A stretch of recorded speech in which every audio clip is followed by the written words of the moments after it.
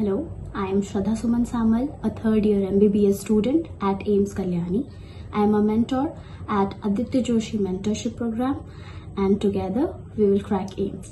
आज हम कुछ बहुत ज़्यादा important topics पे we will discuss, ठीक है? आज mostly it is about not about strategy but about how to execute things, ठीक है? How to मतलब when and how to revise effectively, है ना? तो इसको क्या करना है तुमको? How will you do that? उसके लिए I will tell you कि पहला चीज जो है clear your concepts.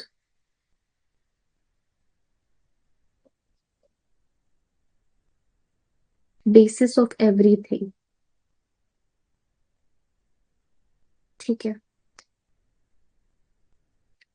अगर तुम्हारा while you are reading a chapter for the first time तुम बहुत अच्छे से उसको पढ़ रहे हो, ठीक है, तो उससे तुम्हारा रिविजन के दौरान वो कम टाइम लेगा और तुम उसे बेटर रिटेन कर सकते हो, ठीक है। तो पहला स्टेप तो ये था, ठीक है, राइट, फर्स्ट स्टेप, ठीक है।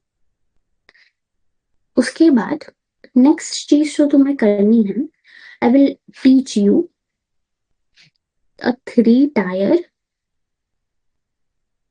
Revision cycle. देखो इसके 3 कंपोनेंट्स हैं। 3 टायर रिविजन साइकिल जो होता है उसके 3 कंपोनेंट्स हैं। एक होगा तुम्हारा short term, one will be your mid term and next will be your long term. तो देखो क्या होता है, when you are reading something, तुम उसको जब यूज नहीं कर रहे हो ना, your brain throws it out, ठीक है, कि उसका अब जरूरत नहीं है तो उसको निकाल दिया। जो अनयूज्ड इंफॉर्मेशन होता है उसको ब्रेन हटा देता है, ठीक है। This is what normal physiology is, ठीक है। तो तुमको इसलिए क्या करना है कि once you revise it before forgetting, ठीक है, तो उससे क्या होगा कि मतलब वो चीज तुम्हारे लॉन्ग टर्म मेमोरी में सेट होती जाएगी। तो उसको करने के लिए you can try spaced repetition. वो कैसे करना है आई टेल यू, बट देखो मेन चीज ये है कि you have to find time to do this, ठीक है। तुम this is little difficult I know, but you can do it effectively अगर तुम मतलब जेन्युइनली हार्डवर्क करने के लिए रेडी हो, ठीक है। तो कैसे करोगे? First when you read a chapter, ठीक है, तुमने एक चैप्टर पढ़ा, तो नॉर्मली क्या होता है, एक फॉरगेटिंग कर्व रहता है, ठीक है, कि तुम सपोज एक चीज पढ़े हो 24 घंटे के बाद, मतलब उसका मोस्ट सब around 80% it just brain throws it out, कि अब इसका मतलब यूज तो नहीं है, इतना नेसेसरी नहीं है एंड इट थ्रोज इट, ठीक है। But when you revise it, ठीक है, within that 24 hours it will stay. Then again there will be a time कि चलो 3 दिन बाद it will again throw out all the information जो use नहीं हुआ है। क्योंकि जब तुम एक चीज पढ़ लिए, ठीक है, तुम पढ़े, तुमने थोड़ा बहुत याद किया और तुम्हारा मतलब दिमाग में रहा, उसके बाद you are not using it, तो इट जस्ट गोज, मतलब 3 दिन हो गया, उसके बाद दिमाग भूल ही जाता है उसको। That is how it work, कि हाँ इतना ज्यादा इंफॉर्मेशन रखना उसके लिए इजी नहीं है, so it just let's it out, ठीक है।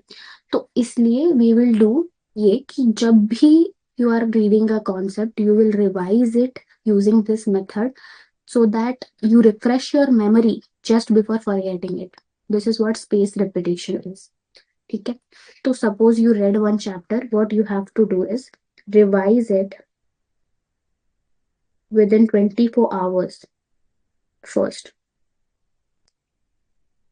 ठीक है। Next, revise again in 72 hours, ठीक है। Then revise again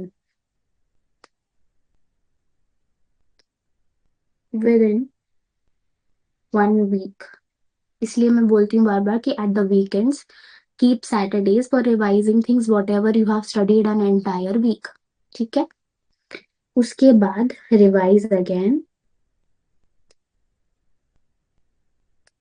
within 1 month, तो इफ यू फॉलो दिस, ठीक है, ये क्या करेगा कि तुमको भूलने ही नहीं देगा। बट दैट डजेंट मीन कि तुमको इससे पूरा 100% इंफॉर्मेशन रिटेन हो जाएगा। इफ यू डू दिस, इससे तुमको 70% इंफॉर्मेशन रिटेन होगा। अगर तुम ये नहीं करोगे तो तुमको लास्ट तक बहुत प्रॉब्लम होगा सब कुछ अपने दिमाग में स्टोर करने के लिए, क्योंकि revision and question practising is the key towards NEET, ठीक है। तो तुमको बहुत सारा इंफॉर्मेशन रिटेन करना है, तो उसके लिए तुमको बार बार रिवाइज करना पड़ेगा, ठीक है। तो this is what is spaced repetition is. तो यही मैं बोल रही थी कि these all are habits that you need to develop, क्योंकि उसको आगे if you want to become a doctor you will need this, ठीक है। नीट में there is a limited syllabus, but once you enter MBBS there is a lot to study. So अगर तुमको बहुत passionately एक अच्छा डॉक्टर बनना है, then you should develop these habits early on, ठीक है। तो तुमको ये सब सीखना पड़ेगा कि तुम रिवाइज कर रहे हो, तुम प्रैक्टिस कर रहे हो, you are sitting for long hours to study, ठीक है।